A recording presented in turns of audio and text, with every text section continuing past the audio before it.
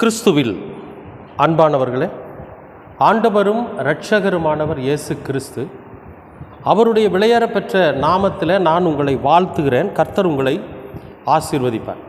இன்றைய அனுதின உணவிற்காக கர்த்தர் நமக்கு கொடுக்கிற வார்த்தை சங்கீதம் 116 8வது வசனம். என் ஆத்துமாவை மரணத்துக்கும் என் கண்ணை கண்ணீருக்கும் என் காலை இடறுதலுக்கும் தப்புவித்தீர். இங்கே சங்கீதக்காரன் சொல்கிறார், என் ஆத்துமாவை மரணத்துக்கும் என் கண்ணீரை கண்ணீருக்கும் என் கால்களை இடறுதலுக்கும் தப்புவித்தீர் அப்படிங்கிறார். அப்போ இதில் என்ன ஒரு விஷயம் அடங்கி இருக்குதுன்னா, ஒரு மனிதனுடைய வாழ்க்கை எப்படி வாழணும், எப்படி வாழ்ந்தால் கடவுள் அவனோட கூட இருப்பார் அப்படிங்கிற ஒரு விஷயத்தை 3 வரிகளில் சொல்கிறார். ஒன்று, என் ஆத்துமாவை மரணத்துக்கு தப்புவித்தீர் அப்படிங்கிறார். அப்போ ஒரு ஆத்துமா மரணத்திலிருந்து தப்பிக்கணும் அப்படின்னா நம்ம எப்படிப்பட்ட விஷயம் நம்முடைய வாழ்க்கையில் ஏற்றுக்கொண்டு அதன்படி நடக்கணும் அப்படிங்கிறத தான் இது தெளிவாக சொல்லுது. ஏன்னா வேதம் என்ன சொல்லுதுன்னு கேட்டிங்கன்னா, பாவம் செய்கிற ஆத்துமா சாகும், பாவம் செய்கிற ஆத்துமா மரணம் அடைஞ்சிரும் அப்படிங்கிறார். அப்போ என் ஆத்துமாவை மரணத்துக்கு தப்புவித்தீர் அப்படின்னு இங்கே சொல்கிறாருன்னா, அப்போ இவரை நீதியின் பாதையில் அவர் நடத்தி இருக்கிறாருன்னு அர்த்தம். பாவத்துக்கு விட்டு விலகி நிற்கும்படியாக கடவுள் அவருக்கு ஞானத்தை கொடுத்துருக்கிறாருன்னு அர்த்தம். அப்போ அவர் எந்த பாவமும் செய்யலை. செஞ்சிருந்தால் அங்கே என்ன பண்ணியிருப்பார், அவருடைய ஆத்மா மரணம் அடைஞ்சிருக்கும்.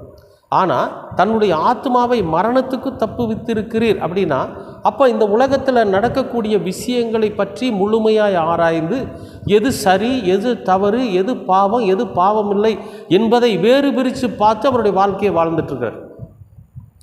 அப்போ தான் அவர் தைரியமாக சொல்கிறாரு, என் ஆத்மாவை மரணத்துக்கு தப்புவித்தேன். நான் பாவம் செய்யலை, நீங்கள் காட்டின வழியில் தான் போயிட்டுருக்கிறேன். எதுவெல்லாம் பாவம்னு எனக்கு ஒரு பட்டியல் கொடுத்துருக்கிறீங்களோ அந்த பட்டியலில் இருக்கக்கூடிய ஒரு விஷயத்தை கூட நான் செய்கிறதுக்கு விரும்பலை, நான் செய்கிறதுக்கு முயற்சிக்கவும் இல்லை. அப்போ என்னுடைய ஆத்மா கண்டிப்பாக என்ன ஆகாது, மரணம் அடையாது, அது உயிர் தெழுந்து முடி சமூகத்துக்கு வரும் என்கிற அந்த தைரியத்தோடு அப்படி ஒரு நம்பிக்கையை அவர் அங்கே பதிவு செய்கிறார். அப்போ அதுக்கு என்ன காரணம் அப்படின்னா, இந்த ஆத்மா மரணத்திலிருந்து என்னாகும், தப்பிச்சிடும். இது தப்பிக்கணும் அப்படின்னா பாவம் முடிஞ்ச வரைக்கும் செய்யாமல் இருக்கணும். இங்கே சங்கீதக்காரன் அப்படி தான் சொல்கிறார், நான் என் ஆத்மாவை காத்து கொண்டேன், என் ஆத்மா சரீரம் எல்லாத்தையும் பரிசுத்தமாக பார்த்துக்கிட்டேன், அதனால தான் இந்த ஆத்மா மரணத்தை பார்க்காது, அதுலேருந்து தப்பிச்சிருச்சு அப்படிங்கிறார். அப்போ நாமும் கூட நம்முடைய வாழ்க்கையில் நம்முடைய ஆத்மாவை மரணத்திற்கு இருந்து நம்ம தப்பிக்க வைக்கணும். ஆண்டவர் நம்மளை மரணத்திலேருந்து தப்பிக்க வைக்கணும் ஆத்மாவை. அப்படின்னா நாம் என்ன செய்யணும் அப்படிங்கிறத முதல் யோசிக்கணும். கடவுள் நமக்கு எப்படிப்பட்ட காரியங்களை செய்யக்கூடாது என்று சொல்லியிருக்கிறார். இப்போ நான் ஒரு விஷயம் சொல்கிறேன் பாருங்கள். ஒருவருக்கு ஒரு இடையூறு நீங்கள் நம்ம செஞ்சால் தப்பு, அவனுக்கு நல்லது செய்யணுங்கிற அவசியம் இல்லை. ஒருத்தனுக்கு நல்லது செஞ்சே தீரணும், அவனை நன்மையான பாதையில் நம்ம நடத்தியே தீரணுங்கிறது நமக்கு கட்டாயம் இல்லை. நமக்கு கொடுக்கப்பட்டிருக்கிற ஒரு கட்டாயமான ஒரு சட்டம் என்னன்னு கேட்டிங்கன்னா, ஒருவருக்கு தீமை செய்யாதீங்க, ஒருவனை தவறான வழிக்கு கொண்டு போகாதீங்க, யாருக்கும் இடையூறு பண்ணாதீங்க. நீங்கள் நன்மை செய்கிறீங்களோட தீமை செய்யாதுருங்க. அப்போ எந்த விஷயத்தை நாம் செய்யக்கூடாது என்று வேதம் பட்டியலிடுகிறதோ அந்த விஷயங்களை நம்ம செய்யாமல் இருந்தாவே நம்முடைய ஆத்துமா மரணத்திற்கு தப்பித்துக்கொள்ளும். அடுத்தது சொல்கிறாரு, என் கண்ணை கண்ணீருக்கு தப்புவித்தீர். அப்போ அழுகைக்கு என்னை தப்பிக்க வச்சிட்டீர். அழுதா தான் கண்ணில் கண்ணீர் வரும் இல்லைங்களா? அழுதா கண்ணில் கண்ணீர் வரும். மனசு ரொம்ப துக்கம் அடைஞ்சதுன்னா கண்ணீர் வரும், மனசு வேதனை அடைஞ்சதுன்னா கண்ணீர் வரும், எதையாவது நம்ம இழந்துட்டோம்னா கண்ணீர் வரும் இல்லையா? அப்போ இந்த கண்களிலிருந்து கண்ணீர் வராத அளவுக்கு, இந்த கண்ணில் கண்ணீரையே பார்க்கல, கண்ணீருக்கு தப்பிச்சிருச்சு இந்த கண் அப்படின்னா என்ன அர்த்தம்னு கேட்டிங்கன்னா, நம்முடைய இருதயம் துக்கத்திலும் வேதனையிலும் கஷ்டத்திலும் தப்பித்து கொண்டது அப்படின்னு அர்த்தம். நாம் அந்த கஷ்டமான ஒரு சூழ்நிலையிலிருந்து கடவுள் நம்ம தப்பிக்க வச்சிட்டாரு. ஏன்னா ஒரு ஆபத்தோ, ஒரு விபத்தோ, ஒரு நாசமோசமோ, ஒரு இழப்போ அல்லது வேறு ஏதாவது நம்முடைய இருதயத்தை பாதிக்கக்கூடிய ஒரு விஷயமோ நமக்கு வராமல் கடவுள் நம்மை பாதுகாத்து கொண்டார் அப்படின்னு அர்த்தம். அப்போ நம்முடைய கண்ணையும் கண்ணீருக்கு அவர் தப்பு வைப்பார். எப்போ நம்ம ஒரு சில விஷயங்களை ஆராய்ஞ்சு அறிஞ்சு ஞானம் உள்ளவர்களாய் நடக்கிற போது. சில பேருக்கு வியாபாரத்தில் நஷ்டம் வந்தால் கண்ணீர் வரும், ஊழியத்தில் நஷ்டம் வந்தால் கண்ணீர் வரும்.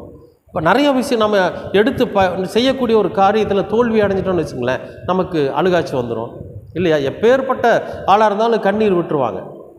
அப்போ அந்த மாதிரியான சூழ்நிலையிலிருந்து கர்த்தர் நம்மை தப்புவிப்பார்.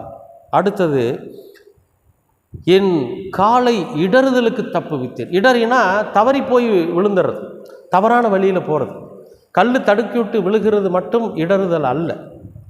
ஒரு நல்ல வாழ்க்கை வாழ்ந்துட்டுருக்குறோம், நல்ல பேர் இருக்குது. இந்த நல்ல பேர் நமக்கு கெட்ட பேராக மாறுறது நம்ம இடறி போகிறது. ஒரு இடத்துக்கு போகக்கூடாது, அதாவது தீங்கு செய்ய விரைந்தோடும் கால்கள்னு சொல்லி வேதத்தில் இருக்குது. அப்போ இந்த கால்கள் தீங்கு செய்ய விரைந்தோடுகிற போது மொத்த வாழ்க்கையுமே கெட்டு போயிடுது இல்லைங்களா? அதுதான் இடரல் உண்டாக்குவது. அப்போ என்னுடைய கால்களை அப்படிப்பட்ட ஓட்டத்திலிருந்து நீர் என்னை தப்புவித்திருக்கிறீர் அப்படின்னு சொல்லி சொல்கிறார். அன்பானவர்களே, எவ்வளவு அற்புதமான ஒரு வாழ்க்கையினுள்ள சரித்திரத்தை அவர் சொல்கிறார் பாருங்கள். சூத்திரம்: மரணத்திலிருந்து ஆத்மா தப்பிக்கணும், கண்ணீரிலிருந்து கண்கள் தப்பிக்கணும், இடறுதலிலிருந்து கால்கள் தப்பிக்கணும். அன்பானவர்களே, நம்முடைய வாழ்க்கையிலும் கூட எப்படி சங்கீதக்காரன் இதை தைரியமாக சொன்னாரோ, அதுபோல் நாமும் நம்முடைய வாழ்க்கையில் மற்றவர்களிடத்தில் நம்ம சாட்சி சொல்லுகிற போது, ஆண்டவர் என் கண்களை கண்ணீரில் இருந்து தப்புவித்திருக்கிறார், ஆண்டவர் என் கால்களை இடறுதலிலிருந்து தப்புவித்திருக்கிறார், ஆண்டவர் என் ஆத்துமாவை மரணத்திலிருந்து தப்புவித்திருக்கிறார்னு சொல்லி கர்த்தரை மகிமைப்படுத்தும்படியாக நம்ம சாட்சி உள்ளவர்களாக இந்த உலகத்தில் வாழணும். அப்படி ஒரு வாழ்க்கை நாம் வாழணுங்கிறதுக்காக தான் நம்முடைய ஆண்டவர் தன் ஜீவனை கொடுத்திருக்கிறார். அன்பானவர்களே, அதுக்கு நம்ம என்ன செய்யணும்னா வேதத்தை வாசிக்கணும். இந்த வேதத்தில் நம்ம என்ன செய்யக்கூடாதுங்கிற ஒரு பட்டியல் இருக்குது. இந்த செய்யக்கூடாதுன்னு சொல்லியிருக்கிற விஷயத்தை நம்ம செய்யாமல் இருந்தாவே இந்த 3 சாட்சிகளும் நம்முடைய வாழ்க்கையில் நிலை நிற்கும். நிச்சயமாகவே கர்த்தர் நாமும் கூட அப்படி ஒரு சாட்சி உள்ளவர்களாய் வாழ்வதற்கு கர்த்தர் நமக்கு ஞானத்தை போதிப்பார். இந்த வேத வசனங்கள் நமக்கு அறிவை போதிக்கும். அதுக்கு நாம் என்ன செய்யணும்னா கர்த்தருக்கு இடம் கொடுக்கணும், வேத வசனங்களை வாசிக்கணும். நிச்சயமாக நீங்கள் வாசிப்பீங்கன்னு நான் நம்புகிறேன். ஏன்னு கேட்டிங்கன்னா, இந்த உலகத்தில் நாம் நம்மை பாதுகாத்து கொள்வதற்கு நமக்கு துணையாய் நிற்பவர் கடவுள் ஒருத்தர் தான். இந்த கடவுளை நம்பி இருக்கிற பிள்ளைகள் நிச்சயமாகவே தோல்வி அடைவது கிடையாது, சோர்ந்து போவதும் கிடையாது. கர்த்தர் உங்களை ஆசீர்வதிப்பார். அன்பின் பரலோக பிதாவே, அருமையான நல்ல இந்த அனுதின உணவிற்காக நன்றி. இந்த நாளை நீர் ஆசீர்வதித்து கொடுத்திருக்கிறீர், அதற்காகவும் நன்றி. உம்முடைய கரத்திலே நாங்கள் அநேக நன்மைகளை பெற்றதுண்டு ஆண்டவரே. எங்களுடைய ஆன்மாவும் மரணத்தை பார்க்கக்கூடாது, எங்களுடைய கண்களும் கண்ணீரை பார்க்கக்கூடாது, எங்களுடைய கால்களும் இடரலை பார்க்கக்கூடாது.